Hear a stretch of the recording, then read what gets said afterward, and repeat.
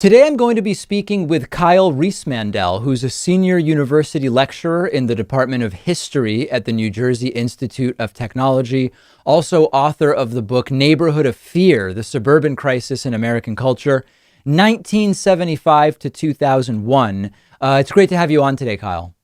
Thanks so much for having me, David. So the suburbs as a concept were maybe more relevant or discussed in the 2020 presidential election than for a long time. And we heard from Donald Trump, the suburban women should love me. And we heard all of these different proclamations about rules and regulations regarding the study of racial inequality in suburbs, rules and guidance that Donald Trump wanted canceled, but Joe Biden, I guess, wanted to keep, although I didn't hear Joe Biden speak too much about it one way or the other.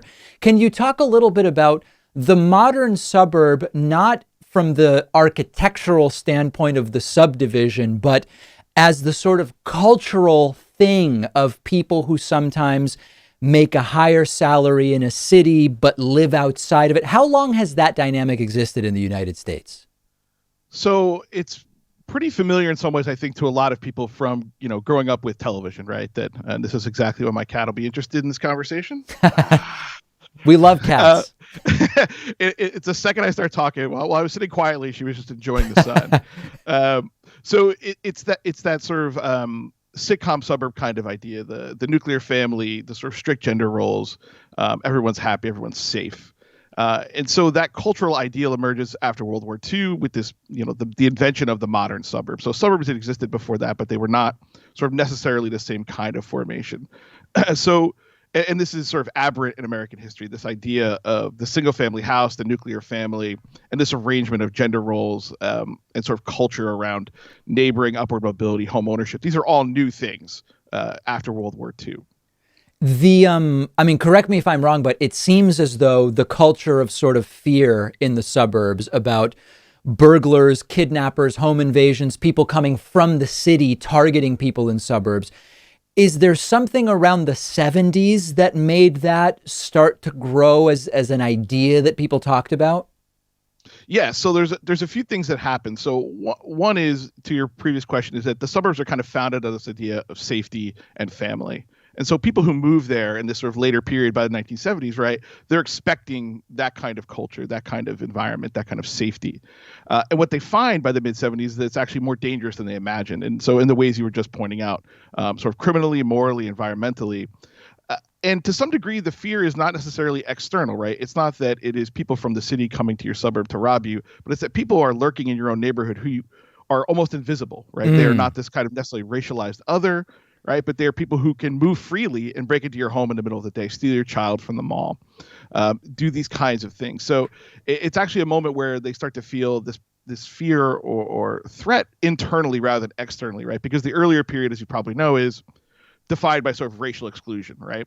And fears of racial integration. And those fears don't go away in that, after sort of 1975, but it includes now these internal threats. Within cities, the concept of redlining is maybe known to many in the audience as a way to sort of dictate racial lines between neighborhoods. Can you talk a little bit about from the origins of suburbs? Mm-hmm. How were they racialized? What were the ways in which they were made sort of race-based neighborhoods in a sense? Yeah, so as you're probably aware, racial segregation through space is not invented in 1945, right? That this exists consistently throughout American history, right? Obviously during the period of slavery, but even after, and Jim Crow, et cetera. That separating people by race and space is not new, right? What I really love is that she manages to go under the camera so I look insane. So the policy of redlining comes out in the 1930s and the Federal Housing Authority during the Great Depression as a way to help homeowners, particularly farm owners, not just homeowners, because there weren't that many homeowners. But one of the key ways in which they evaluate investment, right? So the government's giving out billions of dollars basically to rescue people, is they say, we must consider the character of the neighborhood, including who lives there, by race. And so this bakes into the rules of housing considerations of race and space and value. So when we have the suburban boom of the 1940s and 50s, banks, real estate agents, homeowners are all seeing property through the lens of race. That if black people live in my neighborhood, it'll be worth less. I won't be able to sell my home, et cetera, et cetera. And of course, the inverse is true, that black people then have extreme difficulty buying homes because they can't get loans. They won't be allowed into these neighborhoods. So this is sort of the legacy of redlining. I mean, it seems intuitively that if you have people earning city salaries and buying homes in the suburbs, that is quite literally a transfer of wealth from one sort of structure to another. But there's probably more to that transfer when it comes to maybe political power or sort of in other ways. Can you talk about some of those other things? Yeah, so the outcomes of redlining and suburbanization, right? So they're happening at the same time for the same reason. So you end up with urban crisis, which is this moment of a profound disinvestment in cities in the 1960s. It leads to the urban rebellions you probably know about, Watts or Newark, et cetera. So by the 70s, the mass exodus of, generally speaking, white people, but upwardly mobile white people, means that political power is following them, right? Representation in Congress, particularly representation in state legislatures. And frankly, it's as we know now, right, it's a lot easier to vote as a suburban white person than an urban person of color. So they are overrepresented in some sense politically. So that movement of people really is dragging with them this kind of base of voting power at sort of every level of government.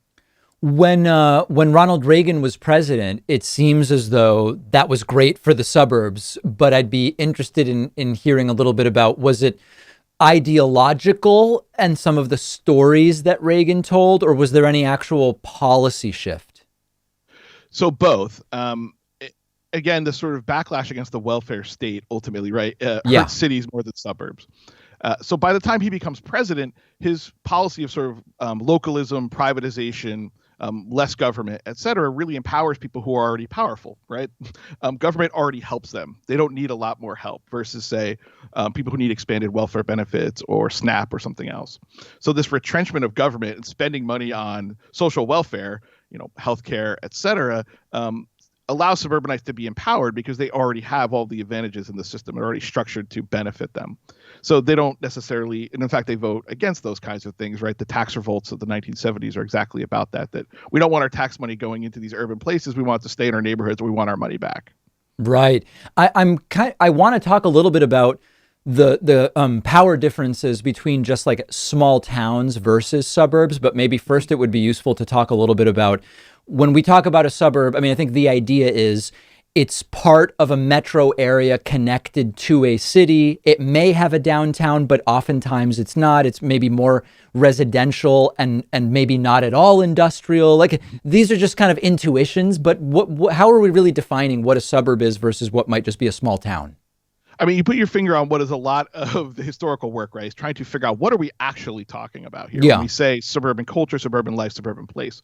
And so part of the argument I make in the book, and I think part of the way I teach this to my students, is it is a construction, right? It is an idea as much as anything else. So it changes over time. What it means in 1955 is not the same as 1975 or 1995. So to your point, people imagine themselves as suburban, right, and have sort of enacting certain values, conducting themselves in a certain way around law and order or politics, et cetera, really is what makes them suburban. So space matters, and maybe relationship to a city matters to some degree, but it doesn't essentially define a suburb in a way that I think is ultimately consistent or allows us to say this is absolutely a suburb and this is absolutely not. So you could have a small town and describe it as suburban without it necessarily being a suburb because of, is it a combination of ideology, economics? Yeah, exactly. It's culture, it's values, and it is space, right? That, the suburban sprawl of the 1970s, the continuous sort of development of land means that the further and further you go out, the less relationship any place is really going to have to an urban center. So, the urban center is the center of economic life, the urban center as sort of commuting or shopping, right? All these things go away by the 1970s and 80s for most people. And especially as you move further and further out, places like California or Pennsylvania, places that have a lot of farmland that get developed. So what can we say would be some of the things that distinguish a suburb from just like a relatively wealthy, small city or large town? So I would argue that I would probably always ask the question of like, when and where are we talking about? But I think, the consistent things, particularly in post-war America, are, right, single family housing, focus on the nuclear family or this idea of the nuclear family around these particular gender roles. And I think a culture of privatization and local control, that the idea that I live here for these reasons. I control the space, the school board, the mayor, and this is in some way an economic investment in my future by owning a home. That those things are pretty consistent as what I would consider suburban values, but how they play out is really, again, kind of depends on when we're talking about. And this is part of the argument of the book is by the late 70s, people are starting to define themselves in relationship to their fears. That instead of saying this is what I own and what I have and I feel safe, I am now afraid of these number of things and I'm going to react to them in certain ways. That's interesting. So to put some examples to it, a kind of wealthier college town in North Carolina or Western Massachusetts, those might be suburban, at least in their sort of feel and idea, but maybe like a poor Midwestern small city or large town with tons of public housing would not be suburban under this general idea.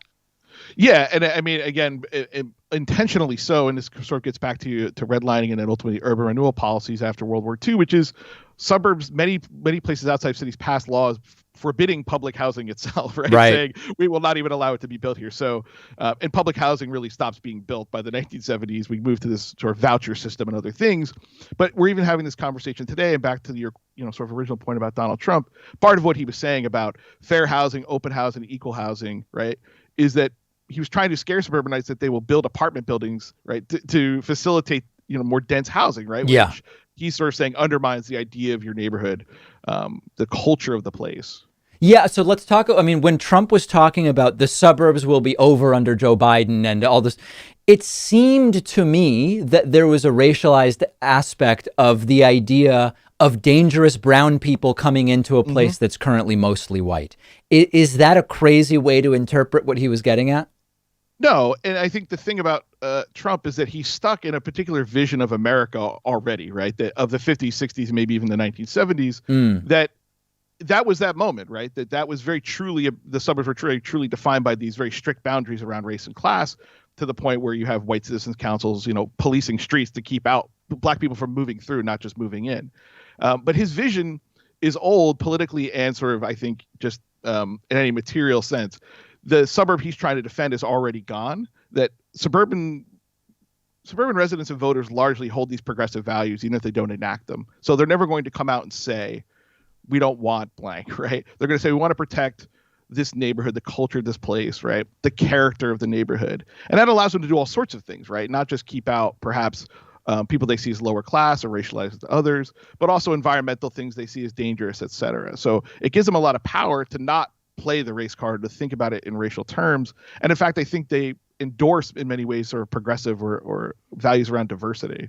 So I guess the question would be, are suburbs actually progressive, or do they endorse a language of progressivism and they could really range politically?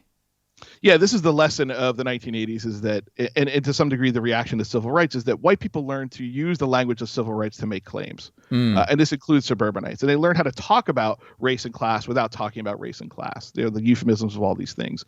The famous Lee Atwater quote, the strategist for Ronald Reagan and George H.W. Bush, that, you can't go around screaming the N-word anymore. You have to say, it's about school integration or whatever it might be. So to some degree, I would say, yes, you're right, that what suburbanites care about is an ideology of local power, that what serves that interest, they will embrace. So they might vote for Joe Biden or Barack Obama or even Bill Clinton, right? But they don't necessarily want them to enact those changes in their neighborhood, even though they still embrace that idea of sort of what I think we'd consider progressive values. One of the phrases or claims that's been thrown around a lot recently is that more and more people are going back to living in cities and in urban environments. It seems that there would be some kind of seesaw effect, suburb, rural, and city. And if more people are heading to cities, that would cause a change not only in the cities, but also in the suburbs. But is that the case? What are the changes we're seeing as a result of that? Yeah, I think the second or third generation of people raised in suburbs return to the city as quote unquote fun city, the place to go that is gentrified, that is safe. Some scholars make the argument that this is the suburbanization of the city itself, right? We sort of erase or marginalize the people who've been in these neighborhoods for many years, mostly Latinx or Black. We make it safe. We bring these amenities, these restaurants, these bars. We sort of idealize this past, this sort of industrial past in our culture. But really, it's about bringing in this kind of investment, right? The kind of tourism dollars, consumer dollars, rental dollars that didn't exist there before, as a reaction to the bland staleness of the suburbs, right? Like, all the things that people are saying in the 1980s, particularly in hardcore punk, of, this is just boring and horrible and terrible. And it's about TV and fast food, whereas this authentic urban experience exists that I can access.